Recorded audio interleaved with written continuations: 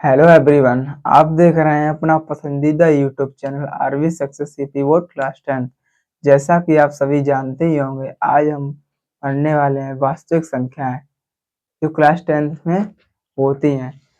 हम अगले लेक्चर में 1 से 7 तक सॉल्व करा चुके हैं। अब हम यहाँ से 8वां सवाल देखेंगे।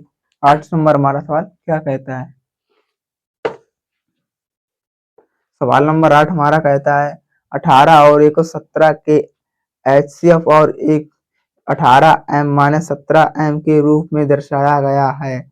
m का मान ज्ञात कीजिए, साथ ही 18 और 117 का एलसीएम ज्ञात कीजिए। चलिए करते हैं 8 नंबर। पहले तो हम इसके अभाज्य गुणनखंड करेंगे 18 के।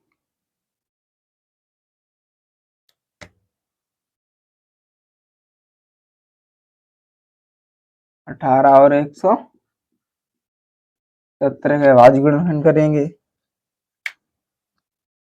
ये 2 से काटेंगे तो 9 आएगा, और 3 से भाग दोगे 1 और आएगा, और इसे 117 3 से काटोगे तो 3 त्रिका 9, और 9 3 त्रिका 9, और 9 3 27, तो ये 3 से कट जाएगा। 3 त्रिका 9, फिर 13 से, तो इसके ये अभाज्य गुणनखंड है।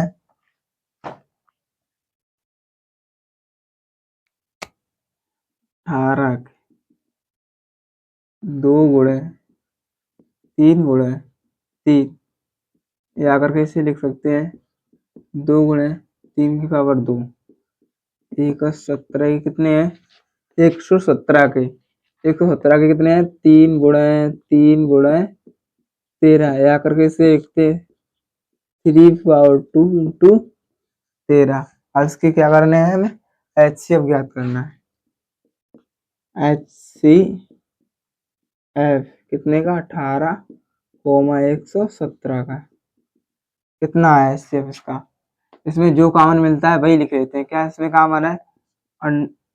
3 पे पावर -2 और 3 पे पावर -2, तो उसका HCF कितना होगा? 3 पे पावर -2।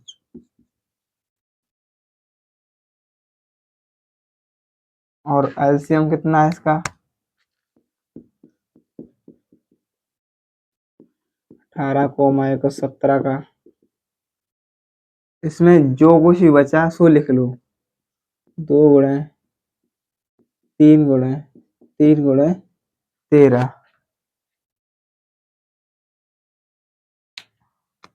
3 त्रिका 9, दूनी 18, 18 गुणे 13 करेंगे तो कितना आएगा? 224, 54, 18 18 5 23, ये इसका है एलसीएम। पूछा क्या है इसका?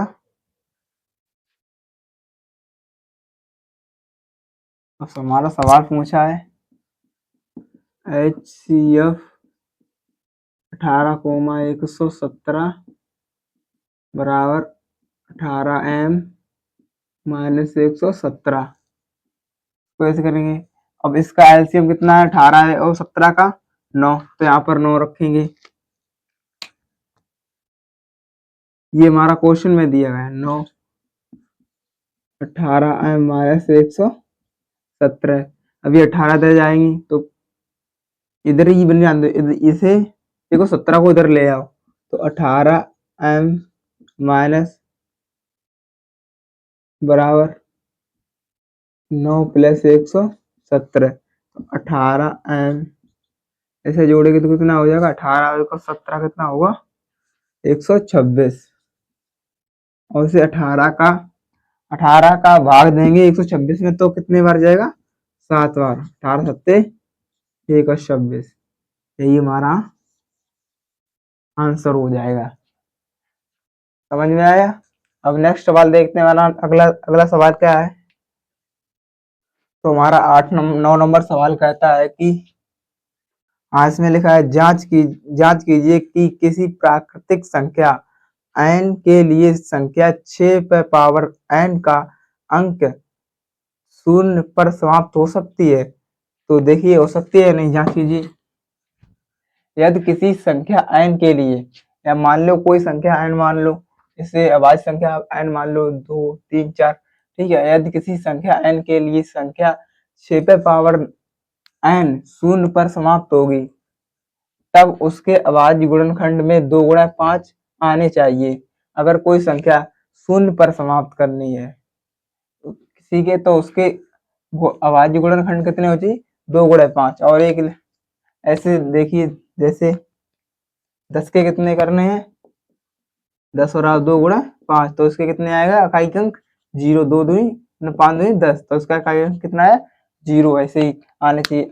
अब चूंकि 6 पे पावर n बराबर कितना होना चाहिए, 2 गुणा 5, अतः 6n के गुणनखंड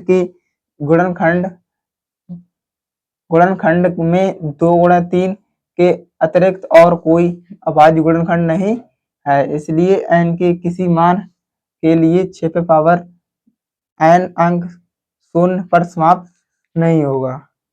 ठीक है। अब हमारा नेक्स्ट सवाल क्या है, हमसे देखते हैं। ये हमारा 9 नंबर का सोल्यूशन है, यही हमें लिखना पड़ेगा, इससे ज्यादा कुछ नहीं। हम 10 नंबर सवाल देखते हैं। अगला सवाल नंबर हमारा क्या है।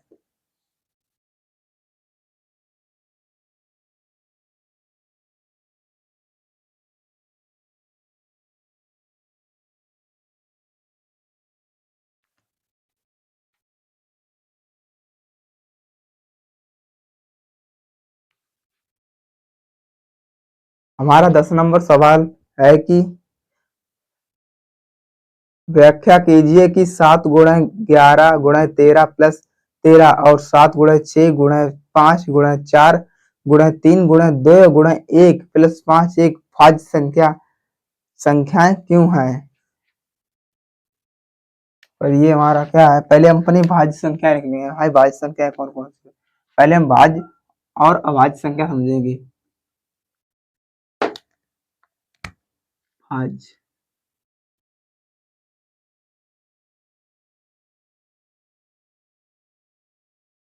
भाज्य संख्या और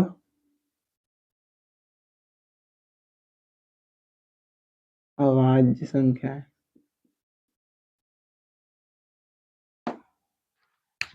हमारी भाज्य संख्याएं कौन कौन सी होती हैं, वे संख्याएं जो खुद से कटें और एक से कटें। तो कौन कौन सी है, 2 3 5 और 7। ये क्या है, खुद से कटेंगे और 2 से कटेंगे। और भाज्य संख्या कितनी होती, 4 6।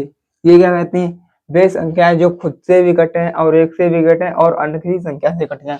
जैसे 4, 4 कितने से कटेगी, 4 खुद से कटेगी, 2 से कटेगी, एक से कटेगी। 6 कितने से कटेगी, एक से कटेगी, 2 से कटेगी, 3 से कटेगी और 6 से भी कटेगी। तो आइए हम अपने सवाल की तरफ बढ़ते हैं। हमारा सवाल में क्या कहता है, कितना है, 7 गुणा 11 गुणा 13 प्लस 13। इससे सॉल्व करो, इसमें 13 कॉमन लो, तो 7 गुणा 11 प्लस 1 बचेगा। तो उसका 13 11 तो 77, तो 13 गुणा 77 यही है। 13 गुणा, अरे थोड़ी सी, प्लस 1, 13 गुणा 78। अब किसका इतना कितना आएगा, 1024। अतः हमारा 1024 संख्या खुद से भी कटेगी, एक से भी कटेगी और 2 से कटेगी, इसलिए यह एक भाज्य संख्या है। तो इसमें क्या लिखेंगे, अतः एक भाज्य संख्या है, क्योंकि इसके 2 से अधिक गुणनखंड हैं क्योंकि इसके 2 से अधिक गुणनखंड हैं। अब दूसरी स्टेप में हमारा क्या कहता था, पुनः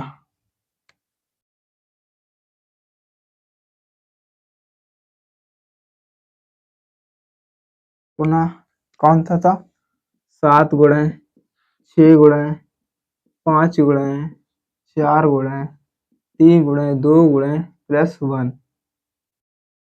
यही था। देख लेता, 1 गुणे 1 +5 है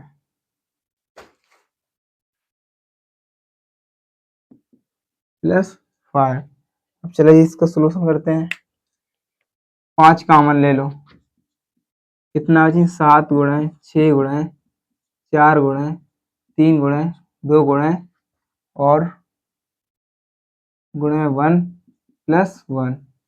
अब इसका कीजिए, कितना आएगा, 1008 +1, इनका मल्टीप्लाई करके आएगा 1008 और ये प्लस के 1 है इसलिए एक आ जाएगा, कितना आएगा 1009। 5 गुणे 1009 9 पना 45 और 5 5045 का आंसर आएगा। अब इसमें क्या लिखें, 5000 एक भाज्य संख्या है क्योंकि ये खुद से भी कट जाएगी और एक से भी कट जाएगी और अन्य की संख्या से कट जाएगी, इसे लिखे अतः यह है एक भाज्य संख्या है क्योंकि इसके 2 से अधिक गुणनखंड हैं। ये इसका सवाल का जोड़ रहा है। तो हम बढ़ते हैं अपने, तो आज की क्लास हम अपनी समाप्त करते हैं। अगर आपने वो लेक्चर नहीं देखे, इससे पहले 2 डाले हैं हमने अपलोड किए हैं, एक संख्याओं का बेसिक है और दूसरा 1A सॉल्व कराया है, तो प्लीज जाकर प्ले लिस्ट में जाकर चेक कर लें। अगर आप इस चैनल पे नए हैं तो प्लीज इस चैनल को लाइक एंड सब्सक्राइब जरूर कर लें। जय हिंद।